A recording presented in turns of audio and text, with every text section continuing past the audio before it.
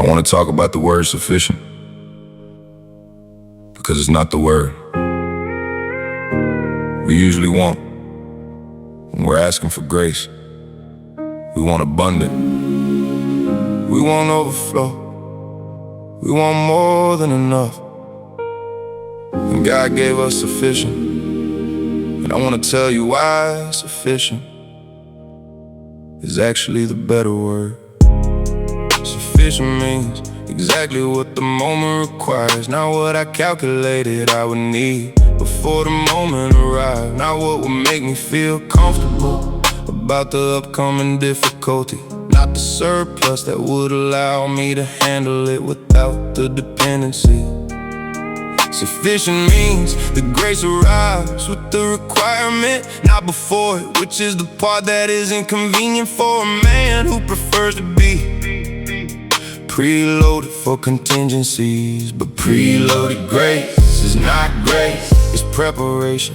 And preparation is a different category than the specific provision of the moment that cannot be prepared for. Grace is the whole budget for everything the moment costs.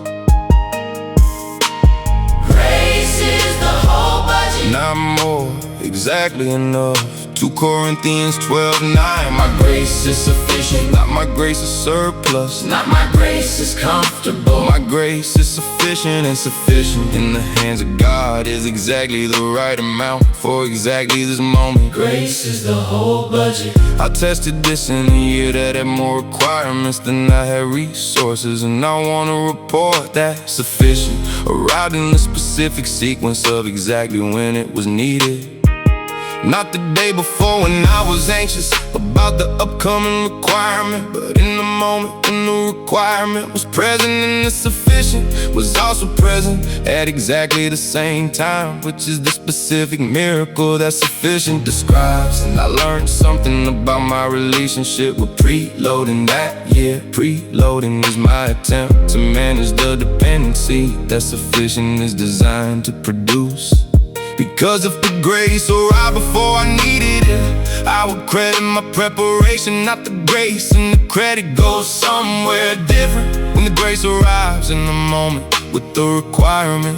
And the dependency is the point, because the dependency keeps me in the relationship that produces the next sufficient when the next requirement arrives. Sufficient, not surplus. Grace is the whole budget. Grace is the whole budget, exactly what this moment cost. And when I don't have what the next moment requires, the sufficient arrives with the moment. Grace is the whole budget. The whole budget is grace. He said to Paul, my grace is sufficient for you, for my power is made perfect in weakness. And I've been sitting with made perfect in weakness, because perfect in weakness means the weakness is the environment in which the power operates at its highest capacity. Which means the lean year was not despite the power. It was the condition for the fullest expression of the power and the sufficient grace.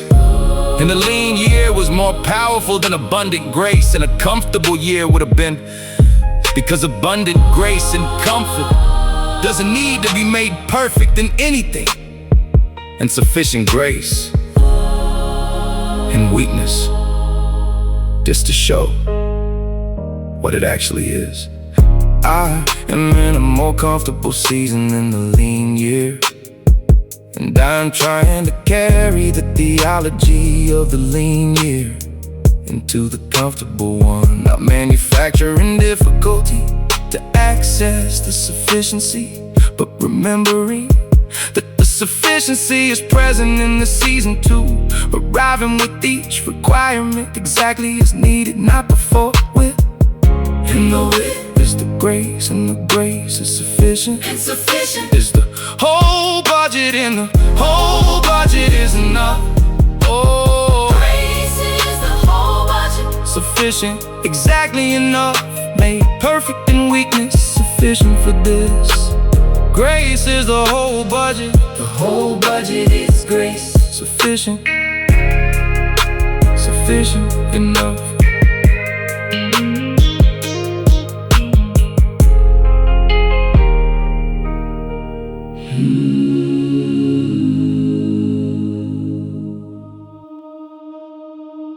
I want to tell you about a specific impossible,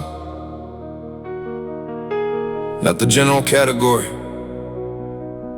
A specific one that had my name on it, that I had filed away in a part of my faith that I still held theoretically, but had stopped applying to this particular case.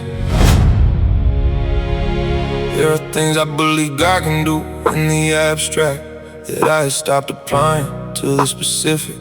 In the distance between the abstract belief and the specific application is exactly the size of the faith that caused something, because abstract belief caused nothing. I believe God can do the impossible. That's easy to say about someone else's impossible. The hardest sentence is God can do the specific impossible, the one with my name on it, the one I've been managing rather than praying about, because managing feels more honest than praying about something I'd secretly decided was outside the operational parameters of answered prayer.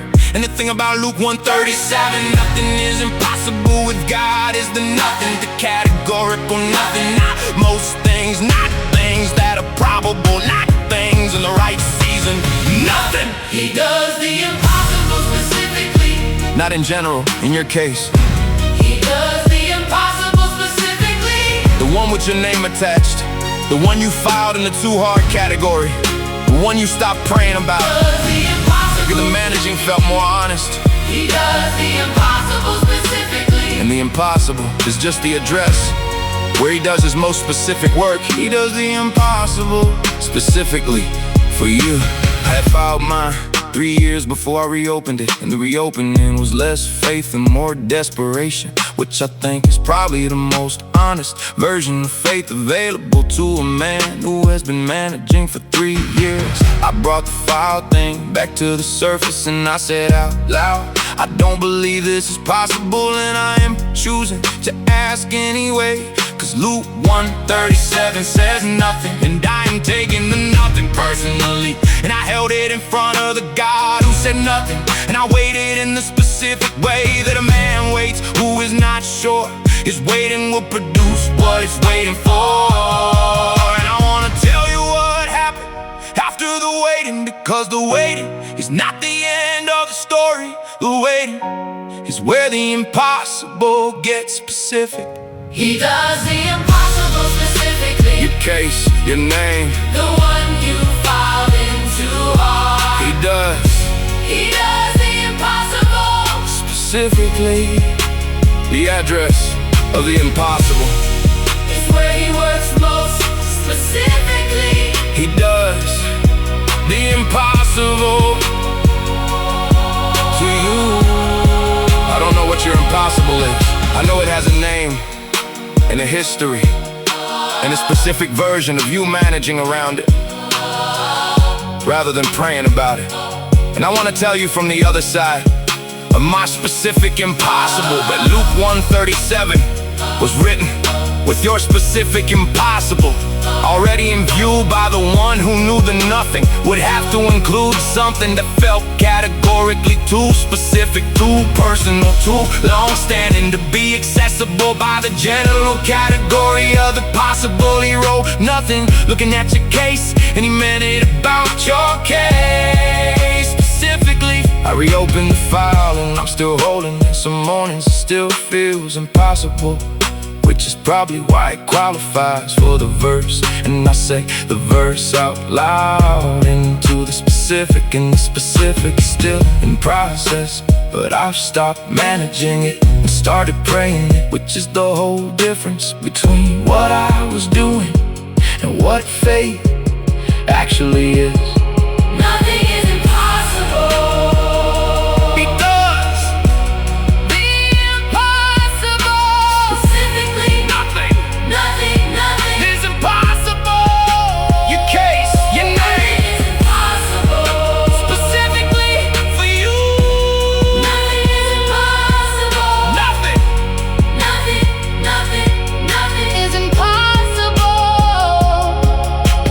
nothing.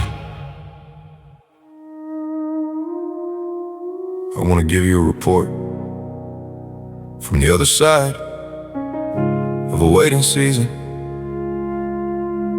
that I did not understand while I was in it, and completely understand now. The waiting felt like nothing. That's the honest description. Not like growth, not like preparation, not like the spiritual development that the books describe. It felt like waiting in the plain sense of a room with no observable activity, and a door that was not opening. And I was in that room for longer than my patience had been designed for, and I kept checking the door, and the door kept being exactly what it had been when I last checked it. And I wanna be honest about what I did in the waiting room, because the honest version is less flattering than the testimony version. I complained, I questioned, I made comparisons to people who seemed to be in rooms with opening doors, and drew conclusions about the relative faithfulness of the door opener. And the door did not open fast for the complaining, which I understood intellectually and demonstrated through continued complaining anyway. He was building while I was waiting. I couldn't see it from in there. He was building while I was waiting. Preparing what I was being prepared for. The waiting wasn't empty. It was the most productive season I've been in. He was building while I was waiting. And when the door opened, I could see what the whole room had been producing. He was building while I was waiting. What was being built was the version of me that could receive what the door was holding. Because the version of me that entered the waiting room was not equipped for what was behind the door. And the waiting room was the specific curriculum of the equipping. And I look back at the waiting, and I can see the specific things that were being developed in the rooms that felt like nothing was happening. The patience which I needed, the specific patience for the specific thing that was behind the door. The humility which I also needed, that the complaining was partly developing by demonstrating the gap between what I thought I deserved and what was actually being prepared for me. Ecclesiastes 3:11 says, He has made everything beautiful in His time, and the time is His architecture, not mine. And the beauty is in the timing, not just the thing. He was building while I was waiting. The timing was the architecture. He was building while I was waiting. The waiting was the word. I couldn't see it from in there, but He could see it from everywhere. He was building while I was waiting. When the door opened, I was in the room for about 10 minutes before I understood what the waiting had been producing. And it was one of the clearest experiences of divine architecture I have ever had. Because everything I was given on the other side of the door fit exactly the version of me that the waiting room had produced, and would not have fit the version of me that entered the waiting room complaining about the door. And I thought about all the doors I tried to force open before my time, and all the specific damage that early arrival would have produced. Because the version that arrived early was not the version that could carry what was behind those doors. And I was grateful for every closed door on the wrong side of the timing that I cursed at the time. I'll wait Differently now than I did in year one of any waiting season. I asked the question earlier, what is being built in here, rather than when does this end? And the question changes the waiting. From a room I'm trapped in to a room I'm being equipped in. And those are different experiences of the same room. He was building while I was waiting. Still building, Still waiting.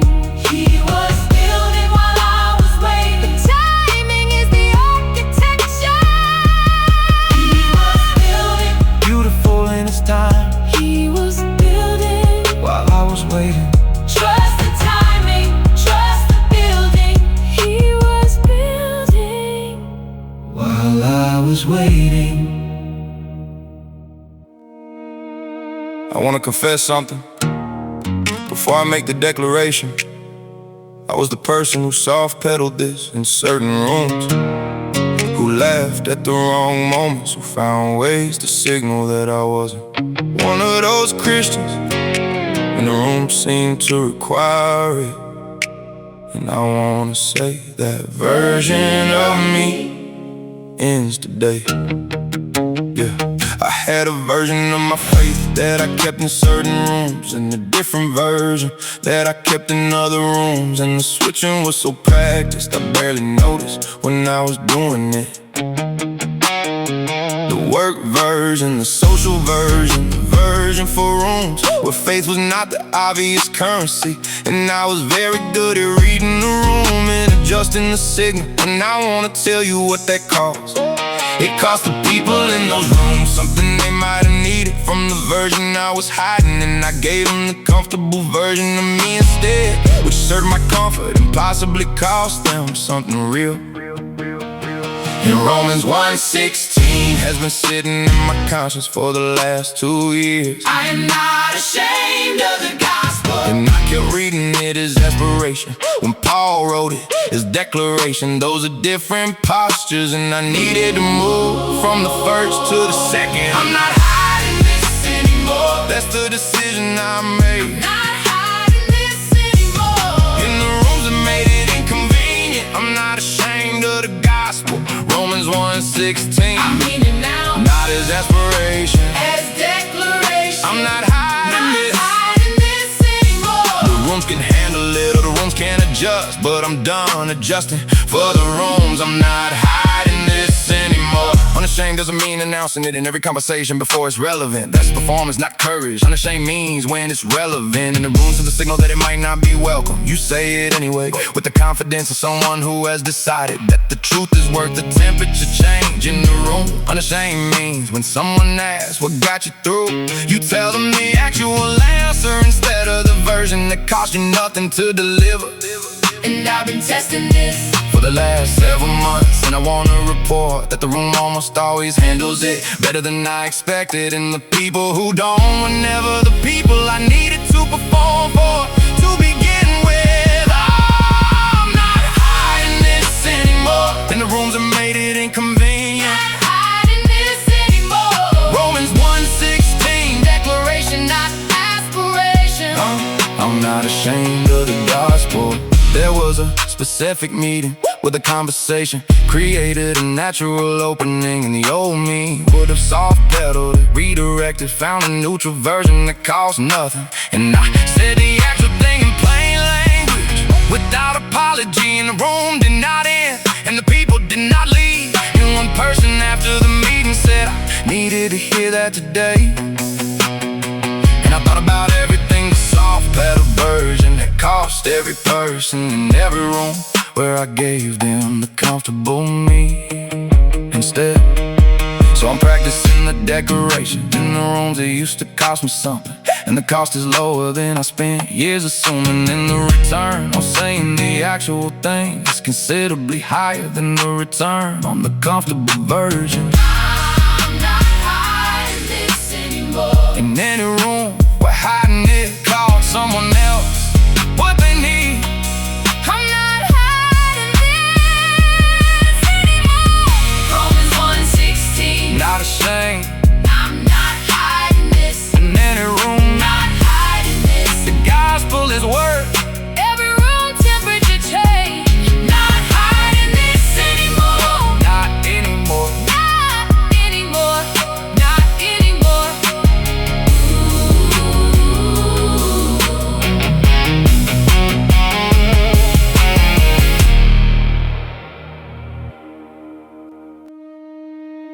I want to talk about the temperature of my faith. And I want to be honest that the temperature has been comfortable for a while. And comfortable is not what Acts 2 describes. yeah.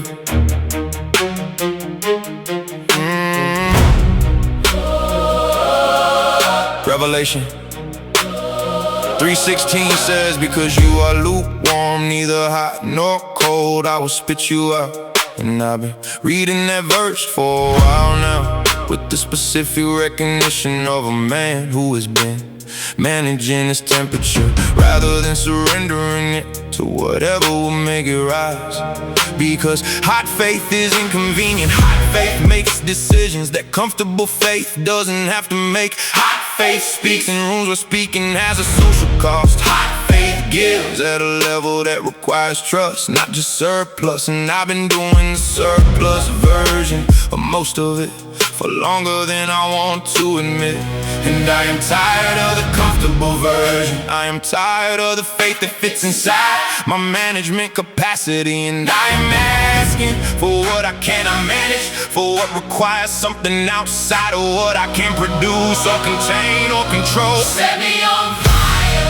That's the prayer. Set me on fire. Set me on fire, not the comfortable kind.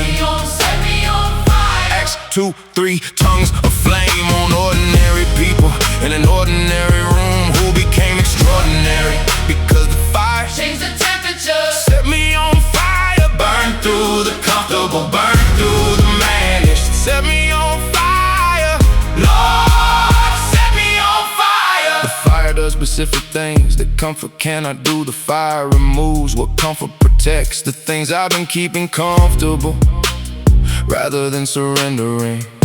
The fire changes what a man speaks about in rooms where he used to manage the temperature of his testimony to protect the room from the discomfort of actual fire. The fire makes the comfortable version of the faith available to the surrender of the real version. And the real version is hotter and less manageable and more specifically useful than the comfortable one. And I've known that for 3 years, and I've been asking for it with one hand and protecting my comfort with the other. And today I'm asking with both hands open, both the request and the protection surrendered simultaneously. Set me on fire. Set me on fire. Burn through the comfortable. Set me on fire. Both hands open. Both Acts 2:3, I want that room, that ordinary room that became extraordinary because the fire changed everything in me. Set me on fire. Lord, set me on fire. Set me on fire. Come as the fire came at Pentecost, not announced, not managed, not at a comfortable temperature. Come as the thing That cannot be contained in the managed version of anything. I'm giving you the comfortable version right now. The managed temperature, the surplus faith, the room reading habit, the soft pedal testimony, the protected parts that I've been maintaining at the expense of the fire. Take all of it, replace it with whatever temperature you need me at for the work you need me for. I don't wanna be comfortable more than I wanna be youthful. Set me on fire. The temperature is different after this prayer, not because of the prayer, because of what I surrendered in it and what was placed in the space, the surrender open. And I am warmer than I was when I started this song, and less comfortable, which is apparently the same thing. Set me on fire. Still burning, Set me on fire. still burning, Set me on fire. not the comfortable version. Set me on fire. Acts 2:3, that room, that fire. Set me on fire. Still burning, Still burning. still burning, on fire.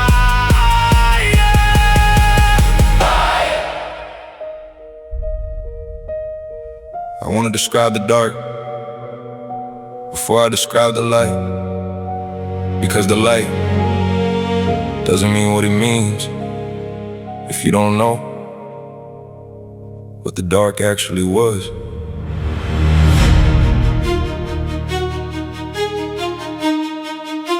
The dark was not dramatic. That's the first thing to understand about it. It was not the movie version where the darkness announces itself with appropriate music and visible shadows.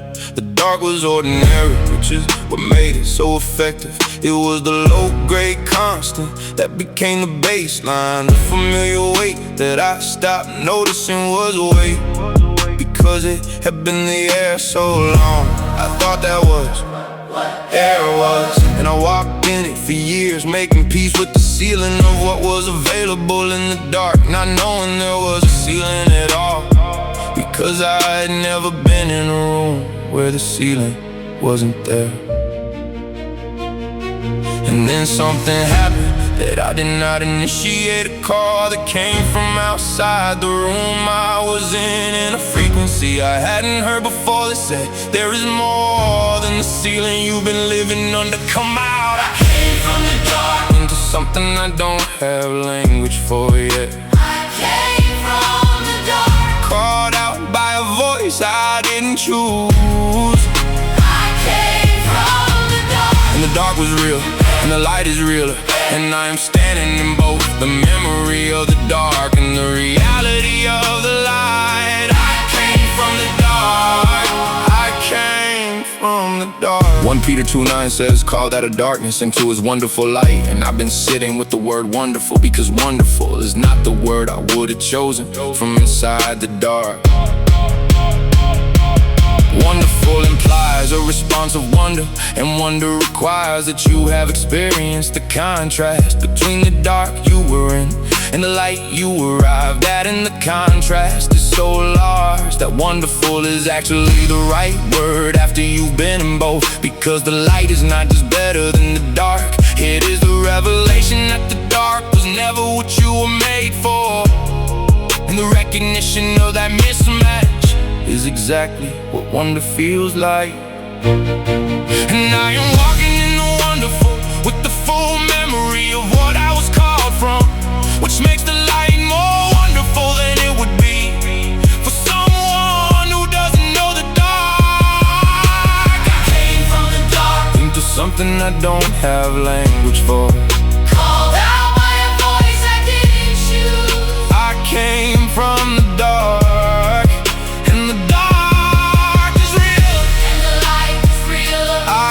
from the dark. I came from the dark. I came from the dark. I think about the people still in the dark, who don't know there's a call coming or have heard it and don't trust it. It's for them.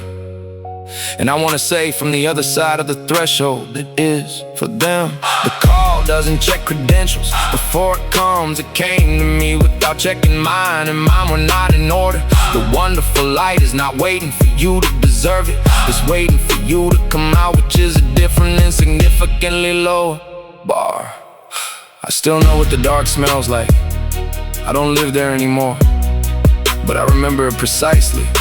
And the memory is the most useful thing I carry into every conversation with someone who is still in it. I know the address, I know the ceiling, I know the ordinary weight, and I know the exact moment the call arrived, and what it sounded like, and what I did when I heard it. I came out when the light was wonderful, called out of darkness into wonderful light. I came from the dark into wonderful light. Caught into wonderful light. I came from the dark. I came from the dark. Wonderful, wonderful light.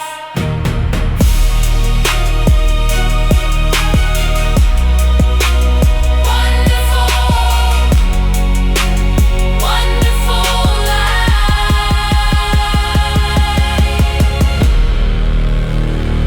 I've been trying to write this prayer for about 3 years, and I keep stopping because I keep running up against the part where I have to actually let go, and I haven't been fully ready to write that part. I can protect them from some things, the things I can see, the things I know about, the things I was before I became who I am, and understand from the inside. But there's a category of what my children will face that I cannot see from here. Decisions they'll make at 17 in a room I won't be in, people they'll meet in seasons I won't recognize until after the fact. And I have a very specific relationship with the gap between what I can protect them from and what they'll actually encounter, because I lived in that gap for a significant number of years, and I know what's in it. And the only honest response to that gap is the prayer that costs the most. I'm trusting you with them. That's the prayer I can't quite finish. I'm trusting you with them. The part of me that's theirs. I'm trusting you with the 17 I won't be in the room for. I'm trusting you with them. Lord, you love them more than I do, and that is the sentence I have to keep saying until I believe it. Until I believe it. I'm trusting you with the decisions that will feel inevitable to them, the way certain decisions felt inevitable to me before I understood what inevitable was doing to me. I'm trusting you with the heartbreak that is coming, because heartbreak is coming for everyone who loves, and I can't spare them that. I can only be present in it with them, and trust you to be present in the parts I won't see. I'm trusting you with the faith that I'm planting without knowing what season it germinates in, and the years in between the planting and the sprouting, when it looks like nothing is happening, and they might believe that nothing is happening. Lord, I'm trusting you to be the thing I cannot be, in the rooms I cannot enter, in the years I will not see. I'm trusting you with them, the hardest prayer I pray. I'm trusting you with them every single day. The 17 they'll face without me, the rooms I won't be in. I'm trusting you with them. Lord, you love them more than I do, and choosing to believe it. I'm choosing To believe it. train up a child in the way he should go, and when he is old, he will not depart from it. And I wanna be honest about what that promise requires of me. It requires the training, which is my part, and it requires the trust that the training is producing something, even when I can't see it, which is the harder part. And the training happens in the ordinary Tuesdays, when I choose integrity while they're watching without knowing they're watching, which is every Tuesday. And the trust happens in every moment that I acknowledge my capacity to protect them has a ceiling, and his doesn't. So here is the prayer I've been trying to write for 3 years. Lord, I trust you with my children more than I trust myself with my children, and that is the most honest and most loving thing I know how to say about what they mean to me and what you mean to me. I'm trusting you with them. All of it, I'm trusting you with them I'm trusting you with them. more than I trust myself. I'm trusting you with them. You love them more than I do. I'm trusting you with them. All of it, trusting you.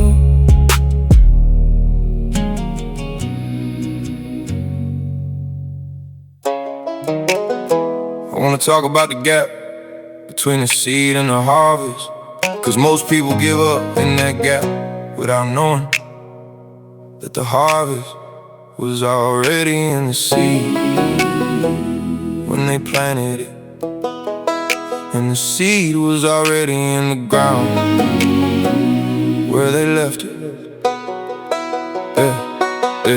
The planting season doesn't look like anything. That's the honest description from someone who was planted in seasons that offered no visible evidence that the planting was producing.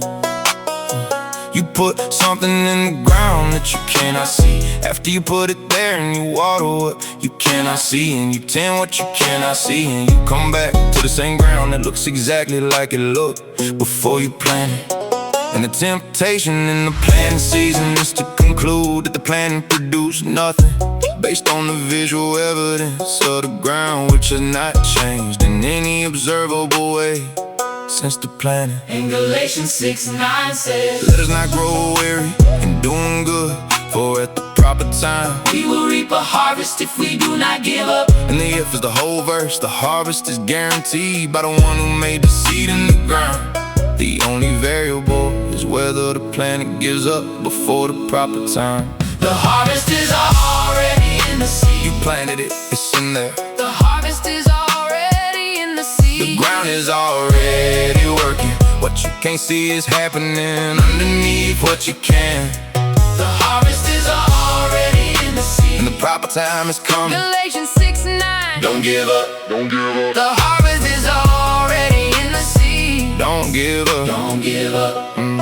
Keep 'em going in the planting season. Looks like showing up to the same ground that looked the same as yesterday, and doing the same thing you did yesterday without the feedback of visible progress. It looks like the prayer you've been praying for the person who hasn't changed yet in any observable way, and saying the name again the same way you said it last Tuesday, because the seed is in the ground and the ground is working, and the proper time is coming. It looks like the integrity on the Tuesday when nobody is watching, and the reward is not visible, and the instinct is to reduce the effort to match the visible evidence of a return. And you keep going, not because you can see the harvest, but because you know who made the seed and the ground in the proper time. And none of those are your responsibility to produce, only to plant and tend and not give up. Already in the seed. You planted it, it's in there. The ground is working. What you can't see is happening. This is already in the seed. Don't give up. Proper time is coming. Don't give up. I've been on the harvest side of seeds I planted, and seasons that looked like nothing was happening.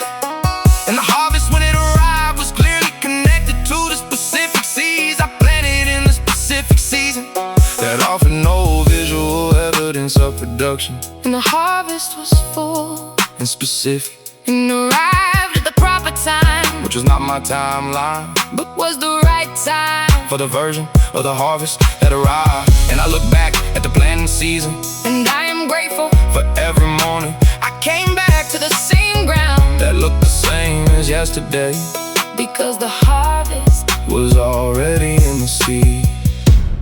The whole time I was tending it. So I'm back at the ground this morning, planning what today requires, in the faith that the harvest is already in the seed. I'm putting in the ground today, and the one who made the seed in the ground, and the proper time is watching the planting with the full knowledge of what's coming. And I don't need to see what's coming, I just need to plan and tend and not give up. The harvest is coming, already in the seed. The harvest is coming, the ground is working. Don't give up. Proper time. Don't give up. The harvest is coming. Don't give up. The harvest is coming. The harvest is coming. Don't give up. Don't give up.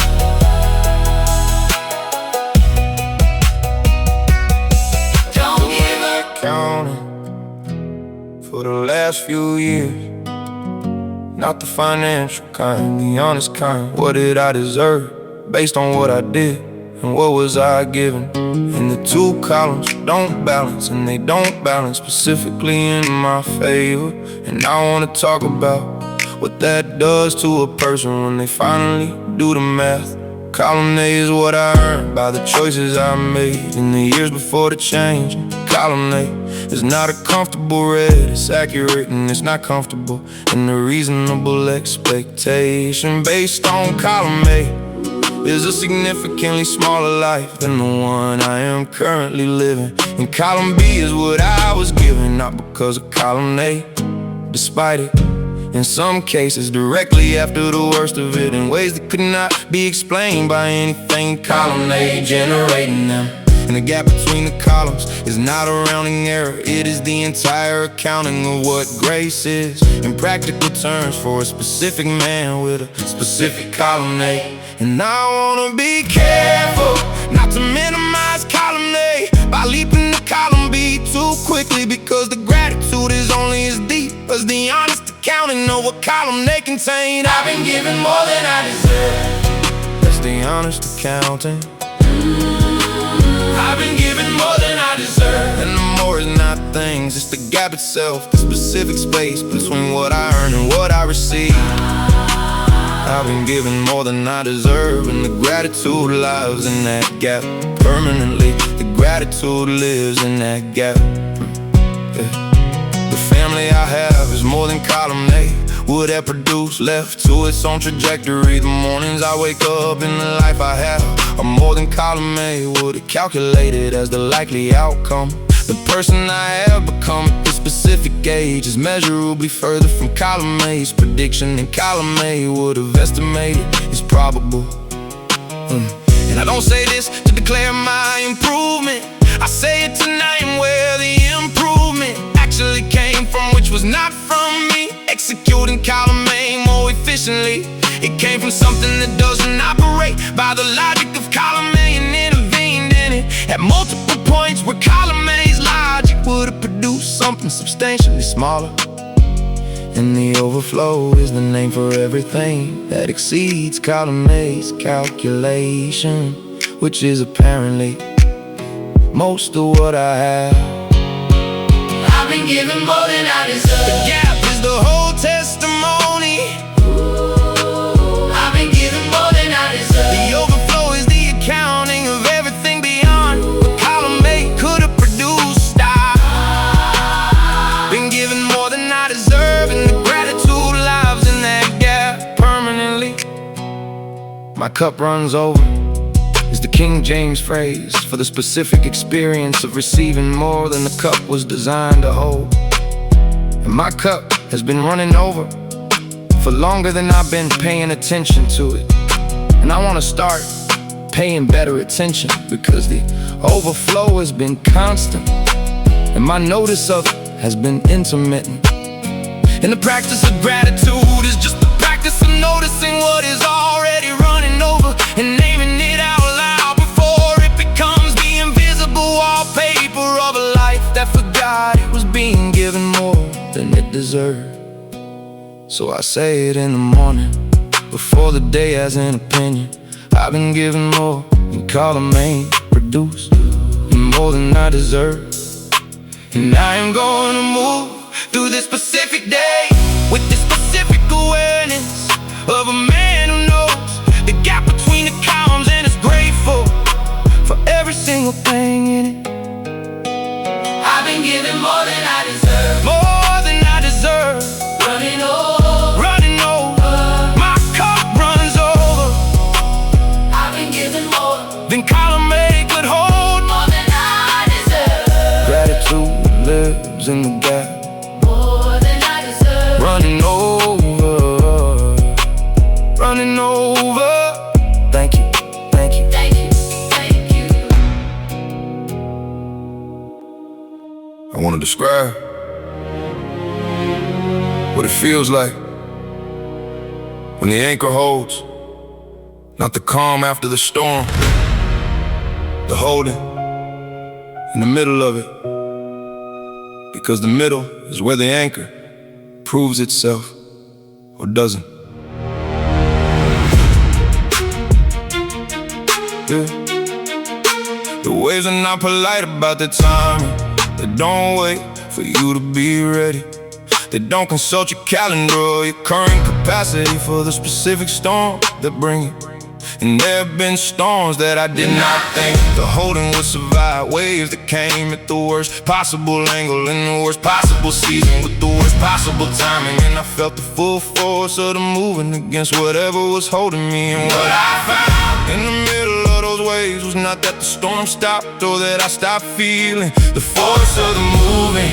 I found that I did not move the anchor in the middle of the storm, not after the anchor hold. While the waves are at their worst, Hebrews 6:19, hope as an anchor, firm and secure. Not comfortable, firm, not painless, secure. The anchor hold. And the anchor is not mine, it was placed before the storm existed by someone who knew what the storm would bring. The anchor holds, the anchor holds. I wanna be honest about what holding feels like, because held and comfortable are not the same experience. Held feels like still feeling everything the storm is doing and not moving, which is different from not feeling it. I felt every wave, I felt the force, I felt the specific moments when the holding was the only reason I was still in place. And I cried in some of those moments, and I questioned in some of those moments, and I did not perform peace in most of those moments, because the peace was not in the performance, it was in the anchor. And the anchor was holding whether I was performing or not.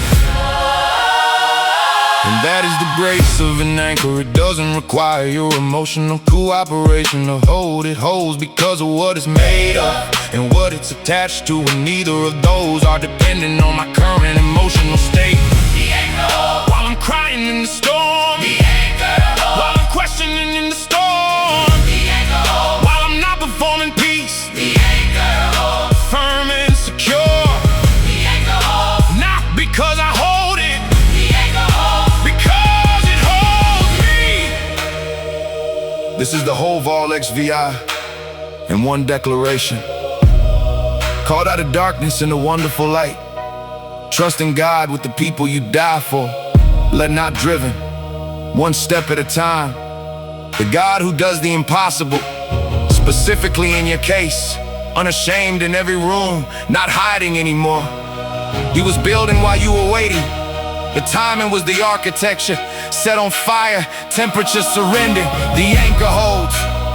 Every song in this volume was describing the same thing from a different angle. The anchor, the specific hope that holds the soul, firm and secure. And every storm this volume described, not firm because the storm stopped, firm because the anchor was placed before the storms existed by the one who made both the storms and the soul that needs the anchor.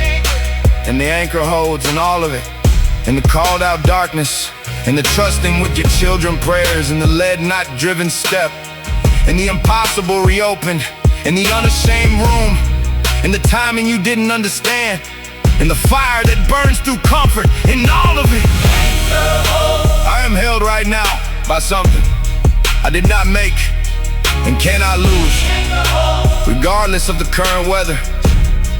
And that is the most stable sentence I have ever been able to say about my life. The anchor holds. And the anchor is hope. Is hope.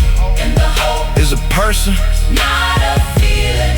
And the person does not move when the waves do. The anchor holds. The anchor holds. In the storm, not after. The anchor holds. While the waves are at their worst. The anchor holds. Firm and secure, not comfortable. Held. The anchor holds. The anchor holds. Anchor holds. Grace wins. Anchor holds. Grace always wins. Anchor. The anchor holds. I've been trying to live inside a value system that contradicts every instinct I was formed with, and I want to describe what that actually costs and what it actually produces, because the description in the manual is significantly shorter than the experience of trying to execute it.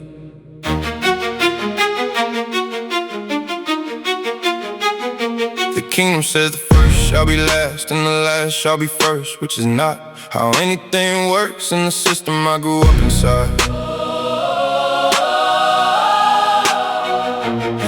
kingdom says give, and it will be given to you. Good measure, pressed down, shaken together, running over, which is not the economic logic I was taught, which says give less, accumulate more, and the accumulation is the security.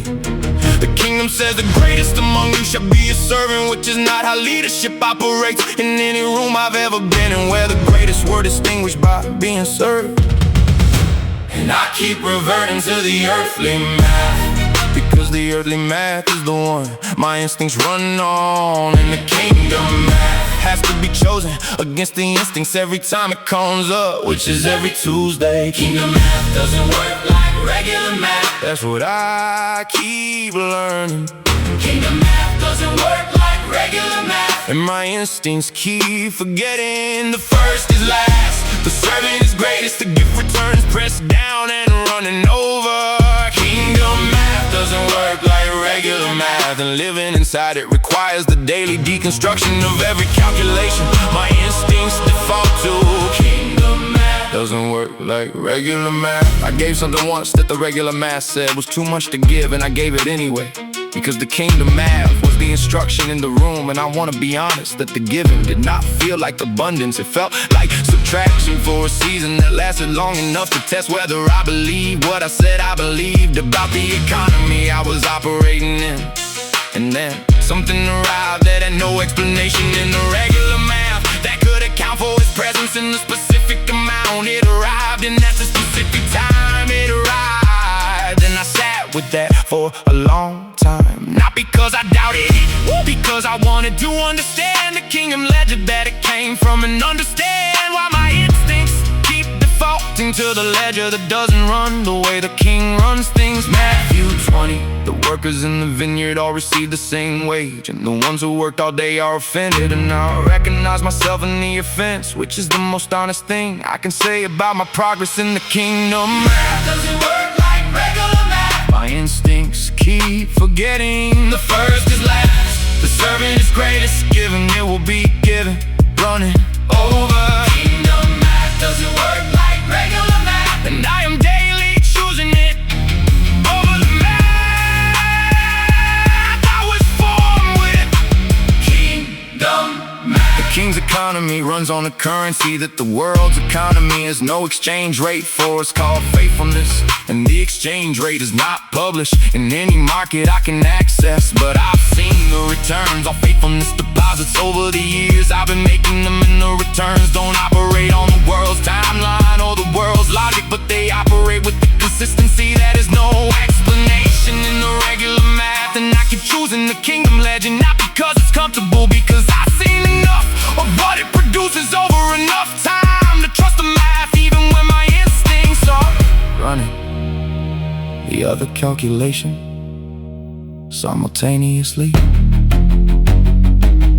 I made a kingdom math decision this morning that the regular math would have decided differently. And I'm sitting in the subtraction of the short-term accounting with the longer-term confidence of a man who has seen what the kingdom ledger produces over time. And I'm trusting the math that doesn't work like regular math, because the king who runs the economy has a longer view than my instincts, and a better track record than the system I was formed in. Kingdom math. First is last. Kingdom math. Serving is greatest. Kingdom math. Give and receive, running over. Kingdom math. Kingdom math doesn't work like regular math, and now I'm choosing every Tuesday. Kingdom math. Kingdom math. Kingdom math. The king runs a different ledger, and the returns are extraordinary. Kingdom math. I wanna tell you the difference between driven and led, because I spent a long time being driven and calling it being led. And the difference is significant, and the body knows it even when the mind doesn't. Driven feels like urgency that doesn't have a clear source. Feel like you're running towards something without being sure. what it is, or away from something without being sure you've left it. Driven produces, but at a cost that accumulates in the places the production doesn't reach, and eventually the cost exceeds the output, and you stand in the middle of everything you produced empty. Lead feels different, lead feels like a next step that is specific and clear, and then the one after that, and nothing beyond what you can see from where you are standing, which is uncomfortable for a man who wants the whole map. But the spirit doesn't give you the whole map. The spirit gives you the next step and the presence to take it, and that combination is more navigable than the whole map without the presence. Led not driven, That's the life I'm building, led not driven. one step at a time. Romans 8:14. Those led by the spirit are sons of God, not driven by ambition, not driven by fear, Not driven by approval, led, one specific step at a time. led not driven. That looks like pausing before the decision that would have been automatic in the driven years. Checking the direction before the momentum makes the check inconvenient. That looks like peace in the decision that doesn't make sense on paper, and anxiety in the decision that looks optimal on paper, and letting the inner weather be information about the direction. That looks like slowing down enough to hear what the next step actually is, rather than assuming the next step is whatever the previous momentum points toward. And the spirit is a specific voice, not a general feel. It's specific, it's here and now, and I've been learning to distinguish that voice from the driven voices that sound similar but lead different flavors. Not driven, One step at a time. Romans 8:14. Sons of God, not driven, led. One specific step at a time. Yeah. Led not driven. Here is the practice that changed my week. Before the day starts, before the calendar speaks, before the driven voices line up with their agenda, I ask one question: what is the next step you have for me today? Not the whole year, not the 5-year plan, just a day, just a step that's available from where I am standing right now. And the answer is usually simpler than what the driven life was pursuing, and more specific than anything I would have chosen on my own. Yeah. I am a slower man than I was in the driven years, and I produce less per unit of urgency, which was the currency the driven life ran on. And I am more precisely in the right place than I ever was, moving fast. Led not